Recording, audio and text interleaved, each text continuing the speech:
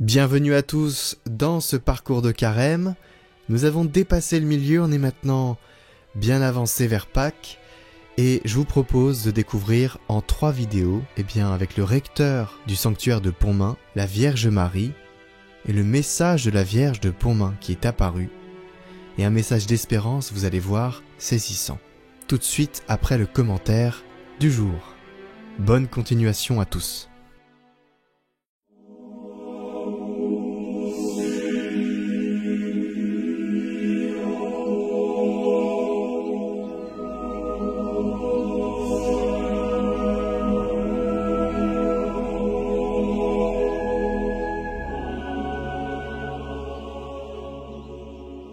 Du livre de l'Exode.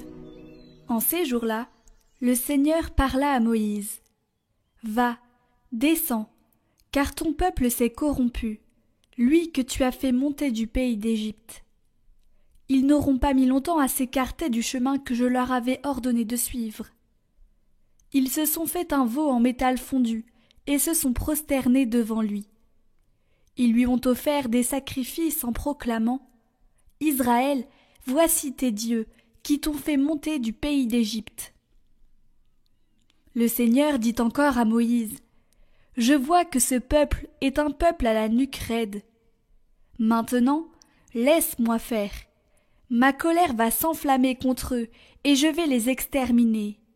Mais de toi, je ferai une grande nation. » Moïse apaisa le visage du Seigneur son Dieu en disant, « Pourquoi, Seigneur, ta colère s'enflammerait-elle contre ton peuple que tu as fait sortir du pays d'Égypte par ta grande force et ta main puissante? Pourquoi donner aux Égyptiens l'occasion de dire « C'est par méchanceté qu'il les a fait sortir, il voulait les tuer dans les montagnes et les exterminer à la surface de la terre. » Reviens de l'ardeur de ta colère, renonce au mal que tu veux faire à ton peuple. Souviens-toi de tes serviteurs, Abraham, Isaac et Israël, à qui tu as juré par toi-même. Je multiplierai votre descendance comme les étoiles du ciel. Je donnerai, comme je l'ai dit, tout ce pays à vos descendants, et il sera pour toujours leur héritage. Le Seigneur renonça au mal qu'il avait voulu faire à son peuple.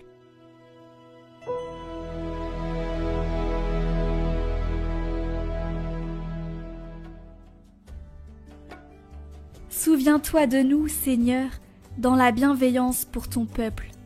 Souviens-toi de moi, Seigneur, dans la bienveillance pour ton peuple. Avec nos pères, nous avons péché, nous avons failli et renié. À l'Horeb, ils fabriquent un veau, ils adorent un objet en métal. Ils échangeaient ce qui était leur gloire pour l'image d'un taureau, d'un ruminant.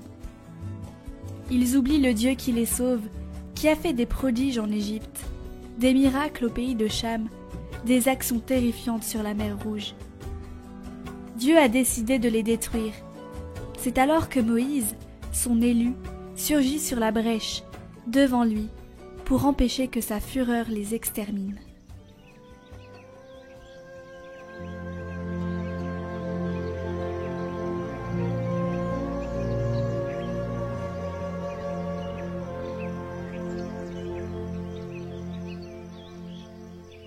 Évangile de Jésus-Christ selon saint Jean. En ce temps-là, Jésus disait aux Juifs, « Si c'est moi qui me rends témoignage, mon témoignage n'est pas vrai. C'est un autre qui me rend témoignage, et je sais que le témoignage qu'il me rend est vrai. Vous avez envoyé une délégation auprès de Jean le Baptiste, et il a rendu témoignage à la vérité. Moi, ce n'est pas d'un homme que je reçois le témoignage, mais je parle ainsi pour que vous soyez sauvés. Jean était la lampe qui brûle et qui brille, et vous avez voulu vous réjouir un moment à sa lumière. Mais j'ai pour moi un témoignage plus grand que celui de Jean. Ce sont les œuvres que le Père m'a donné d'accomplir. Les œuvres mêmes que je fais témoignent que le Père m'a envoyé. Et le Père qui m'a envoyé, lui, m'a rendu témoignage. Vous n'avez jamais entendu sa voix, vous n'avez jamais vu sa face, et vous ne laissez pas la parole demeurer en vous, puisque vous ne croyez pas en celui que le Père a envoyé. Vous scrutez les Écritures parce que vous pensez y trouver la vie éternelle. Or, ce sont les Écritures qui me rendent témoignage, et vous ne voulez pas venir à moi pour avoir la vie. La gloire, je ne la reçois pas des hommes. D'ailleurs, je vous connais, vous n'avez pas en vous l'amour de Dieu. Moi, je suis venu au nom de mon Père, et vous ne me recevez pas. Qu'un autre vienne en son propre nom, celui-là vous le recevrez. Comment pourriez-vous croire, vous qui recevez votre gloire les uns des autres, et qui ne cherchez pas la gloire qui vient du Dieu unique? Ne pensez pas que c'est moi qui vous accuserai devant le Père. Votre accusateur, c'est Moïse, en qui vous avez mis votre espérance. Si vous croyez Moïse, vous me croiriez aussi, car c'est à mon sujet qu'il a écrit. Mais si vous ne croyez pas ses écrits, comment croirez-vous mes paroles ?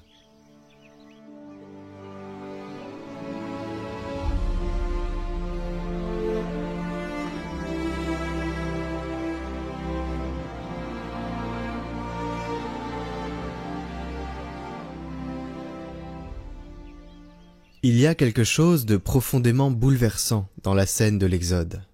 Dieu, témoin de l'infidélité de son peuple, laisse éclater sa colère. Mais face à cette colère, Moïse s'avance, non comme un accusateur, mais comme un intercesseur. Et on pourrait penser que Moïse pouvait aussi venir devant Dieu et dire « Mais oui, regarde-les, tout cela, c'est des imbéciles !» Mais il vient comme un intercesseur. Et Dieu, touché, renonce. Ce passage nous rappelle que même au plus fort de nos déroutes, il existe toujours un chemin de retour. Il suffit d'un cœur qui se lève, d'une parole qui supplie. Nous sommes souvent, comme ce peuple, à la nuque raide, prompts à oublier, prompts à nous fabriquer des dieux plus visibles, plus faciles, plus contrôlables. Pourtant, Dieu ne cesse d'envoyer vers nous sa parole. Une parole qui traverse les siècles et nous appelle encore aujourd'hui à revenir à lui. Cette parole, c'est le Christ. Et dans l'Évangile, Jésus lui-même déplore l'aveuglement de ceux qui refusent d'accueillir la vie offerte. Il n'est pas venu pour s'imposer, mais pour témoigner. Et ce témoignage, comme le rappelle saint Cyril, est immense. Le Père, l'Esprit, Jean le Baptiste, les miracles, les Écritures, les disciples, même les ennemis, tout parle de lui. Pourtant, la foi vacille encore. Il ne suffit pas d'entendre, il faut écouter. Pas seulement de voir, mais de se laisser toucher. Jésus cherche ceux qui veulent la vie véritable, pas la gloire humaine, mais celle qui vient du Père. Et sa plainte devient un appel pour nous. Alors voulons-nous vivre? Voulons-nous vraiment vivre? Sommes-nous prêts à le laisser nous guérir, nous enseigner, nous transformer? Car la foi, si elle est sincère, change tout. Elle fait de nous des chrétiens, non pas seulement de nom, mais de vie, des témoins vivants du Dieu vivant.